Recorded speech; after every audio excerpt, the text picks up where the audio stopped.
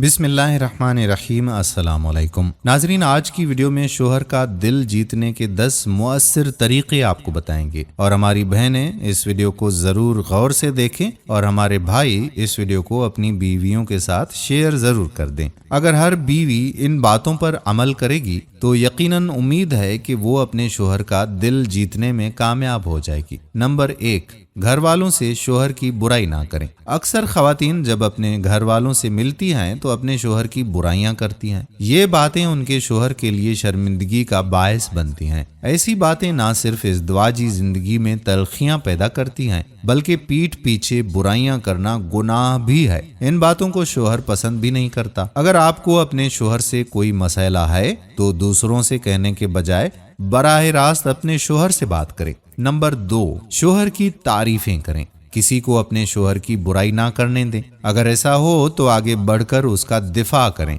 और अपने शोहर की इज्जत का पास करें, बिल्कुल इसी तरह जैसे आप अपनी इज्जत करवाना चाहती हैं। इससे एक दूसरे की मोहब्बत और इज्जत में इजाफा होता है।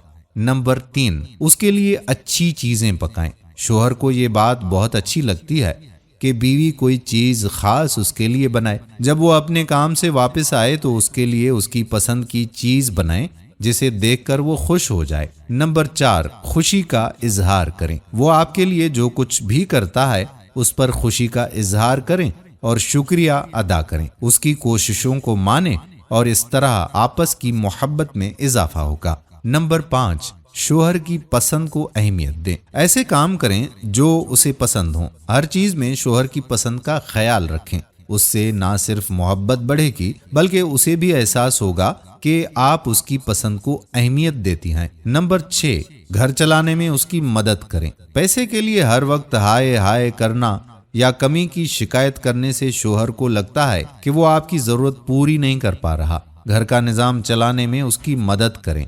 समझदारी के साथ घर का बजट बनाएं और हर चीज के लिए अल्लाह का शुक्र अदा करें। इस तरह घर में अच्छी फिजा कायम होगी और बरकत भी आएगी। नंबर 8, शोहर के लिए तैयार हों। शोहर के लिए सजें सवरें ताकि जब वो घर आए तो आपको देखकर खुश हो जाए। उससे मोहब्बत का इजहार करें।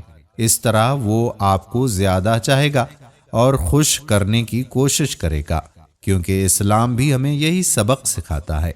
नंबर 8, उसके घर वालों की इज्जत करें। हर कोई अपने घर वालों से मोहब्बत करता है और उनकी इज्जत भी करता है। अगर आप अपने शोहर की मोहब्बत हासिल करना चाहती हैं तो उसके घर वालों की इज्जत करें। नंबर 9, बीमारी में उसकी देखभाल करें।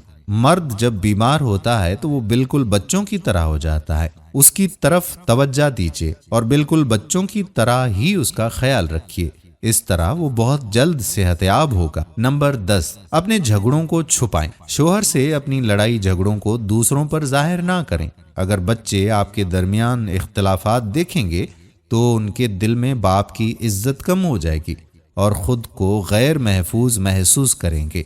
इसीलिए बच्चों के सामने जाहिर करें कि आप दोनों एक हैं। इन तमाम बातों को अपनी आदत बना लें तो आपकी मोहब्बत दिन ब दिन बढ़ती जाएगी और घर जन्नत बन जाएगा। उम्मीद करते हैं कि ये वीडियो आपको पसंद जरूर आई होगी और अपनी बहन बेटियों के साथ इसे शेयर भी जरूर करेंगे।